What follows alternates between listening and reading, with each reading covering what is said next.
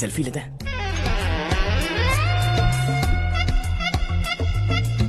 Fitness awareness होनी चाहिए। कल तूने मेरे आदमियों से झगड़ा किया ना? जानता है ना ये मेरे आदमी है। इन्होंने आपका नाम बताया? तुम्हारा नसीब अच्छा है रात को बच गए, अगर हाथ में आ जाते तो पता नहीं कितने टुकड़े करता है। तेरा नसीब अच्छा है जो इन लोगों ने आकर मुझे बताया। अगर ये लोग चाहते ना तो वहीं तेरा गेम बजा देते। जरा इन लोगों के डोले शोले तो देख। तुझे मसल के रख देंगे। मैं भी तो वही चाहता हूँ। भाई फोन। हाँ भैया। शशि, मुझे मिनिस्टर के पोस्ट से हटा दिया। मैंने बहुत कोशिश की लेकिन कुछ नहीं हुआ। मैं यहाँ से गांव के लिए निकल रहा हूँ। देखते हैं क्या करना है। ओए, हम जल्द मिलेंगे। तुम्हारी तकदीर बनकर सही वक्त पर फोन आ गया। Lucky boys.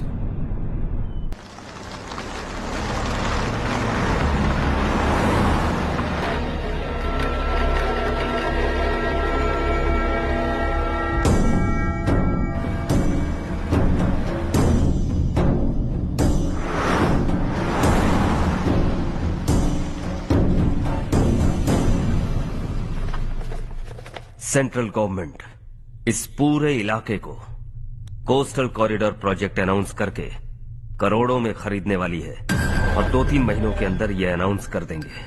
अभी भी मेरे आदमी गवर्नमेंट में है और उन्हीं की वजह से मुझे ये अंदर की खबर मिली है। अनाउंस होते ही जमीन के भाव बढ़ेंगे। ज्यादा से ज्यादा जमीन हमारी होनी चाहिए, कम से कम 5 से 6 हजार एकड़। किसानों को 10 या 20 हजार देकर उनकी जमीनें हड़प लो। अगर किसी ने नाटक किया तो उसे काट कर फेंक दो। ऐसा मौका बार बार नहीं आता शशि। इस बार हमें लाखों करोड़ों बनाने हैं। भैया, कल ही मेरा बेटा शहर से आया। वो मुझे और अपनी माँ को अपने साथ ले जाना चाहता है। कल रात से उसकी माँ भी शहर जाने की जिद कर रही है। सच कहूँ तो आपको छोड़कर जाने का मेरा बिल्कुल भी मन नहीं है। अगर आप उसे समझाएं तो शायद मान जाए। तू मेरा सगा छोटा भाई है सुरेश, मैं तुझे कुछ भी बोल सकता हूँ, लेकिन तेरी बीवी को कैसे समझाऊंगा? और अब तो तेरे बच्चे भी कितने बड़े हो गए हैं। मुझे लगता है सुरेश, तुम भी उनके साथ शहर चले जाओ, उन्हें अच्छा लगेगा। वैसे भी हम लोगों ने एक साथ बहुत वक्त बिताया है। और जाओगे तो कहाँ जाओगे? शहर ही जाओगे ना? जब भी मन करेगा आ जाऊंगा।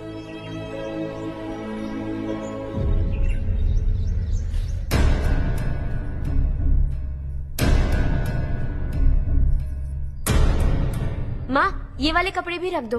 शहर में ये पुराने कपड़ों की क्या जरूरत है? अरे, मैं कुछ भूल रही हूँ क्या? ऐसे ही वहाँ चुपचाप क्या बैठे हुए हो? जाओ राजू की मदद करो। माँ, उन तकियों को क्यों पैक कर रही हो? बेटा, अगर घर पे मेहमान आएगा तो जरूरत पड़ेगी। माँ, वहाँ पर सब कुछ है। सिर्फ कपड़े लेकर चलने के लिए कह रहा है? वहाँ इसके पास सब कुछ है। वहाँ जाने के बाद अगर कुछ यहाँ रह गया तो मैं तुम्हें खबर कर दूंगी, किसी के हाथ भिजवा देना। एक बार और ठीक से सोच लो ज्योति, आखिर हम वहाँ जाकर करेंगे क्या? ये तुम कैसा सवाल पूछ रहे हो? यहाँ रहकर हम क्या करेंगे? मिलकर रहेंगे सब। हाँ?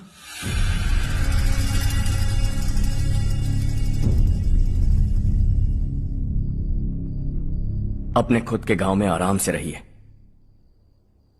सच कहूं तो शहर जाने की खुशी के अलावा आप भी नहीं जानते आपको क्यों जाना है। इस उम्र में वहां जाकर कुछ नया नहीं देखने मिलेगा। बस चारों तरफ बड़ी बड़ी इमारतें होंगी। यहां से कुछ 4 घंटे ज्यादा बिजली मिलेगी, लेकिन आपको दूसरों की भलाई सोचने वाले 4 नए लोग नहीं मिलेंगे।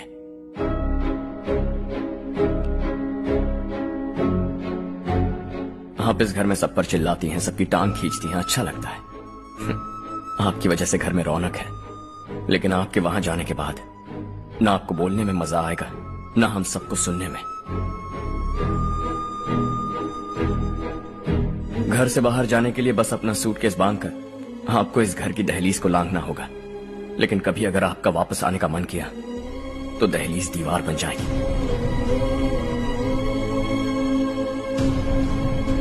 कोई गांव छोड़कर जाएं तो नारायण जी बस स्टैंड तक जाकर उन्हें समझाते हैं, ऐसा मैंने सुना था। अगर उनका सगा भाई छोड़कर चला जाए तो कल से वो किसी को गांव में मुंह नहीं दिखा पाएंगे।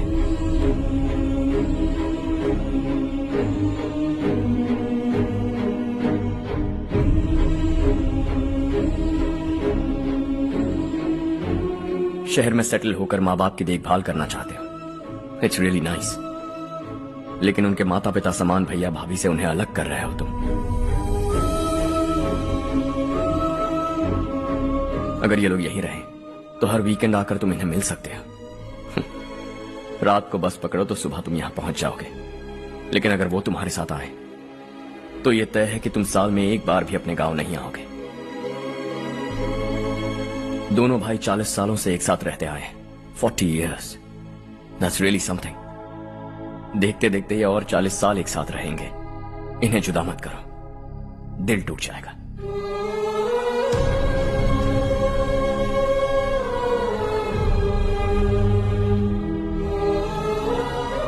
आपके परिवार के निजी मामले में दखल देने के लिए माफी चाहता।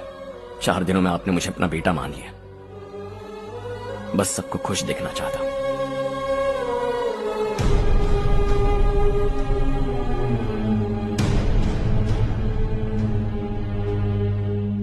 याद रखना दिवाली आ रही है, 3 दिन पहले ही आ जाना। हाँ ठीक है माँ। दिवाली हम सब मिलकर यही मनाएंगे।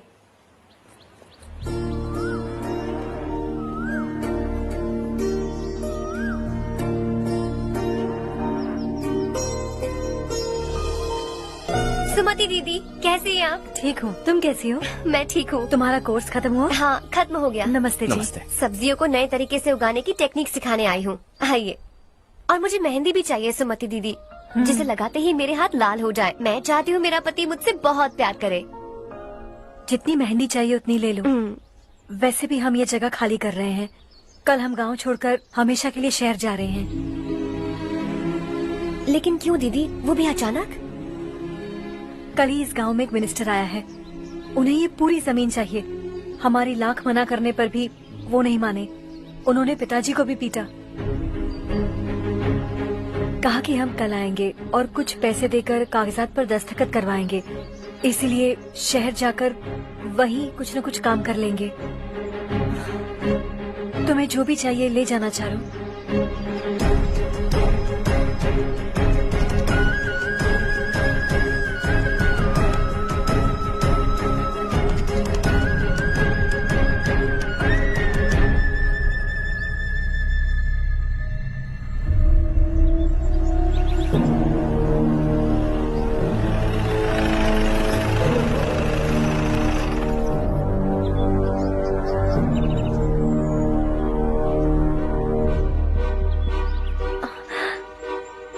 चल जल्दी इस पर दस्तखत कर।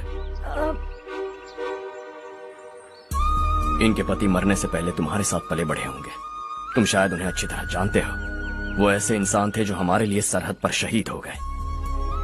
हम तो वैसे भी इनके लिए कुछ नहीं कर पाए। अब इन्हें सरकार से अपने पति के बदौलत कुछ पैसे मिल रहे हैं जीने के लिए। तुम इनका जीने का सहारा छीनकर किसी और को देना चाहते हो। निकलो। चल जल्दी कर, हमें जाना है। जरा बच्चों को अंदर ले जाएंगे। मैं यहाँ नया आया हूँ और मुझे इनके बारे में सुनकर दुख होता है। तू तो यहाँ सालों से रह रहा है, फिर भी तुझ में इंसानियत नहीं बची है।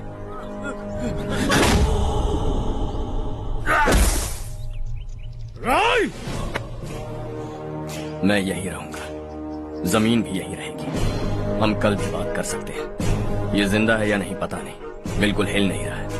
पहले इसे किसी डॉक्टर के पास ले जाओ।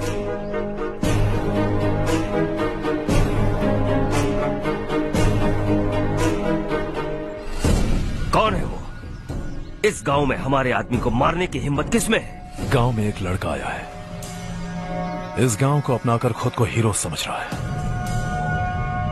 गांव में सारे बदलाव उसी की वजह से हैं। लगा था वो एक पैसे वाला सिरफिरा है। पता नहीं था कि एक दिन हमारे लिए खतरा बन जाएगा। दिमाग खराब हो गया है। कोई लड़का इस गांव में आकर तुम्हारे ही सामने सब कुछ करता जा रहा है और तुम तमाशा देख रहे हो। वो जहां भी हो उसे तुरंत पकड़कर यहां लाओ। मैं सबक सिखाऊंगा उसे।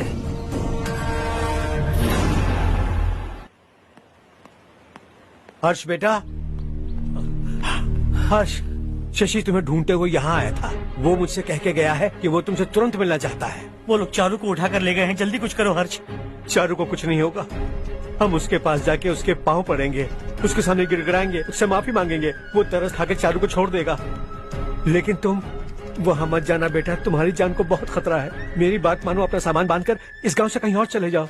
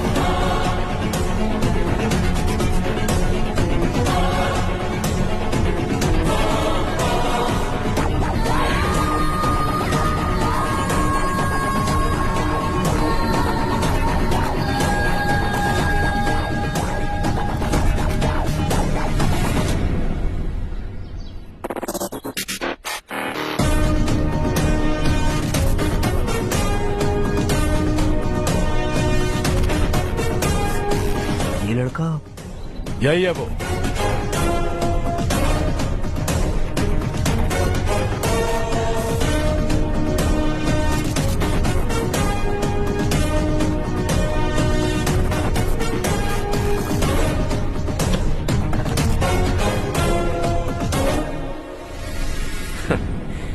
ये दुनिया बहुत छोटी है, दोबारा मुलाकात हो ही गई। कैसे हैं आप? मुझसे बात करने के लिए चारू को लाने की क्या जरूरत थी? मुझसे कहते तो मैं खुद आ जाता। तुम घर जाओ चारू, मैं इनसे बात करके आता हूँ। यहीं रुकने दो उसे। यहाँ जो भी हो रहा है उसे भी तो देखने दो, फिर गांव में जाकर बताएगी ना सबको। तो ठीक है, रुक जाओ चारू, दोनों साथ में ही चलेंगे।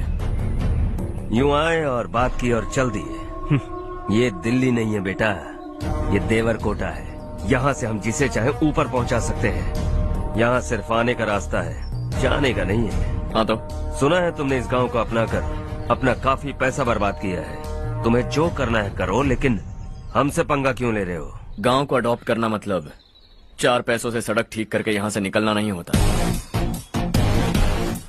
यहाँ होने वाली अच्छाई के साथ यहाँ की बुराई को भी अडॉप्ट कर लिया मैंने। इसे, उससे, उससे और इससे, इन सब को, तुझे भी और तेरे इस भाई को भी, सबको अडॉप्ट कर लिया मैंने। तो जमीन हड़पने नहीं देगा तू हमें? मैं तो तुम्हारे काले धन का हिसाब लगाने यहाँ आया था। लिख कर लाया, कहीं गलती से कुछ भूल न जाओ। जिले में 43 हाई स्कूल के मरम्मत करने का फंड हजम कर गया, वापस करो। 72 सड़कें सैंक्शन हुई हैं, उन सब के पैसे तुम खा चुके हो। रिलीफ फंड में मिला 350 करोड़ रुपया, वापस करो। कुछ साल पहले डेयरी स्कैम में तुमने 20 लोगों को जलाया और इसके अलावा 23 लोगों की जान ली, चाहे इंसान हो या जानवर। उन सब के परिवारों को पैसे देने होंगे। 11 गांव की खेती के लिए बनाया गया तालाब भी तुमने हड़प लिया है। शर्म नहीं आती तुम्हें?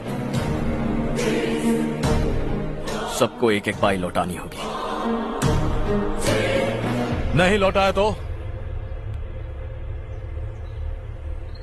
जिंदा गाड़ दूंगा सबको।